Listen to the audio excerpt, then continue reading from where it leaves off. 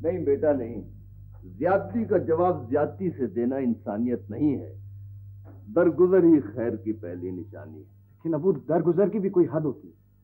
دیکھو بیٹا، احمد علی بیمار ہے، خدا نہ خواستہ اسے کچھ ہو گیا تو میں حشر کے دن اس قادر مطلق کو کیا منہ دکھاؤں گا؟ گرے ہوئے دشمن پر بھی ہاتھ نہیں اٹھاتے۔ احمد علی تو میرا بھائی ہے، خدا اسے معاف کرے۔ ٹھیک کہتے ہیں آپ، بالکل ٹھیک کہتے ہیں۔ آپ بہتر سمجھتے تو کر دیں آپ انہیں معاف، لیکن آپ کا وہاں جانا، ہم لوگوں کا وہاں جانا، ان سے میل جول قائم کرنا، کیا ضرورت ہے اس کی؟ ہے ضرورت اس کی بیٹی، اس کا مطلب تو یہ ہوگا کہ ہم نے اسے دل سے معاف نہیں کیا، بس معاف کرنے کا دعویٰ کر کے اپنی عظمت دکھانا چاہتے ہیں۔ دیکھو بیٹی، وہ نیکی جس میں ذرہ برابر بھی تکبر ہو گناہ سے زیادہ سنگین ہوتی ہے۔ خدا سجدوں کو نہیں گنتا، سجدوں میں اس جذبے کو، کہ میری اس بات میں بھی تکبر نہ ہو، خدا مجھے معاف کرے۔ لیکن ابو میرا دل نہیں مانتا۔ کون سا ظلم ہے جو چچا احمد علی نے ہم پر نہیں کیا؟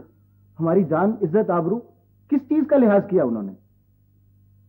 میں تو یہ سمجھتا ہوں کہ قدرت ان کو ان کے گناہوں کی سزا دے رہی ہے۔ نہ بیٹا نہ، ایسی باتیں نہیں کرتے۔ انسانوں کے یہ چھوٹے چھوٹے جھگڑے، ناراضگیاں، شکوے، گلے، یہ سب کتنے حقیر اور بے مایا ہیں۔ ذرا سوچو بیٹا، یہ کائنات کتنی بڑی ہے۔ ہماری یہ زمین جس پر ہم رہتے ہیں، اس کائنات میں یوں ہے جیسے صحرائے اعظم میں ریت کا ذرہ، اور اس ذرے میں ہم جیسے اربوں لوگ اپنی اپنی دنیا میں کیڑوں مکوڑوں کی طرح رہتے ہیں، اور اس کے باوجود ہم کتنا اہم سمجھتے ہیں اپنی خوشیوں کو، اپنے دکھوں کو۔ مگر بیٹی، وہ ذات، اس بے نیاز ذات کے نزدیک یہ سب کچھ کتنا معمولی ہوگا، جس کی رحمت کے سائے میں ہم سب سانس لے رہے ہیں۔ نہیں وہ نہیں، اس نے یہ بھی کہا ہے کہ اگر کوئی تم پر ظلم کرے تو اس کے راستے میں چٹان بن کر کھڑے ہو جاؤ، مقابلہ کرو اس کا، چھوڑو مت اسے۔ ٹھیک ہے، میں مانتا ہوں بیٹی، لیکن احمد علی اس وقت بیمار ہے، مصیبت میں ہے، اسے ہماری ضرورت ہے۔ کیا مصیبت ہے انہیں ابو؟ آپ خود ہی تو کہہ رہے ہیں کہ 6 ڈاکٹر ان کے سراہنے کھڑے ہیں، بہترین علاج میسر ہے انہیں، اور کیا چاہیے انہیں؟ ٹھیک ہے بیٹا، لیکن روح کا زخم ساری کائنات کی دولت سے بھی نہیں بھرا جا سکتا۔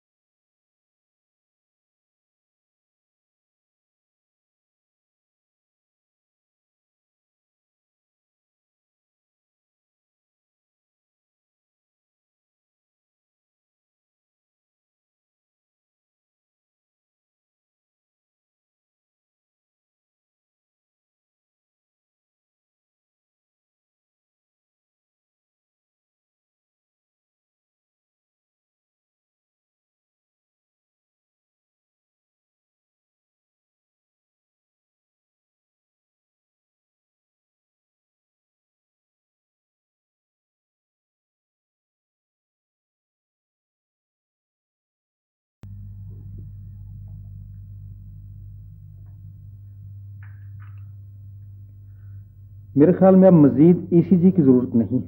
کس چیز کی؟ ارے ٹھہرو بھائی، وہ جب چلے جائیں گے بتا دوں گا میں. وہ مشین ہوتی ہے ایک، وہ دل کو چیک کرنے کی. جی ڈاکٹر صاحب. لیکن پھر بھی میں یہی کہوں گا کہ آپ کم از کم 4 ہفتے ضرور ریسٹ کریں. ڈاکٹر صاحب 4 ہفتے؟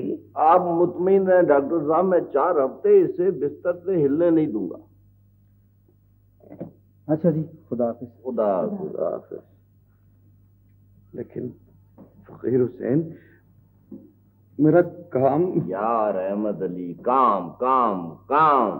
بھائی یہ کارخانہ ازل سے چل رہا ہے اور اب تک چلتا رہے گا. کیا کرو گے اتنی دولت جو سکون نہ دے سکے؟ کیا کرو؟ اللہ بھلا کرے بھائی صاحب آپ کا. ساری زندگی ہو گئی انہیں سمجھاتے ہوئے. ٹھیک ہے ٹھیک ہے، اچھا موقع ملا ہے تمہیں بھی. ہو جاؤ، سب ہو جاؤ میرے خلاف. ایکا کر لو، کر لو ایکا بس. چچا جان سوپ لیجیے. جیتی رہو. یہ تم پلا رہی ہو تو پی رہا ہوں. یقین کرو مجھے اس کی شکل سے نفرت ہو گئی ہے. زہر لگنے لگا ہے مجھے. مجھے پتا تھا آپ ایسے نہیں پئیں گے، اسی لیے تو میں نے سیدہ باجی کو آگے کیا تھا. تو مجھے ٹھیک ہو لینے دے، پھر تیرے کان کھینچوں گا چوہیا. ویسے آپ کے بحاظ پہ یہ کام سیدہ بھی کر سکتی ہے. اسے بہت پریکٹس ہے یہ کرنے. یہ دیکھیں کانوں کی حالت. ویسے قدرت کے کاموں میں کون دخل دے سکتا ہے چچا جان؟ اس کے کان لگتا نہیں جیسے صرف ٹوپی رکھنے کے لیے بنائے ہوں خدا اب نے. خیر یہ تو جاتی ہے، اچھے والے کان ہیں. ہاں بالکل. اسے تو میری شکل میں ہر چیز بری لگتی ہے. اس دن پتہ کیا کہہ رہی تھی کہ تمہارا ناک اتنا لمبا ہے اس پہ کوٹ ٹانگے. بکواس نہ کرو آپ. بالکل بکواس کرتا ہے. شروع ہو گئی پانی پت کی تیسری لڑائی. خدا کے لیے کبھی آرام سے بھی بیٹھ جایا. انہیں بولنے دو فقیر حسین، انہیں بولنے دو. مجھے تو ساری زندگی فرصت ہی نہیں ملی اپنی اولاد کے ساتھ مل کر بیٹھنے کی، کو ہنستا کھیلتا دیکھنے کی. اختر بیٹا، تم ادھر آؤ میرے پاس. یہاں بیٹا، یہاں.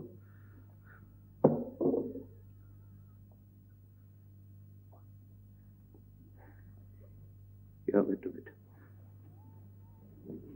اختر، مجھے معاف کر دینا بیٹا. میں نے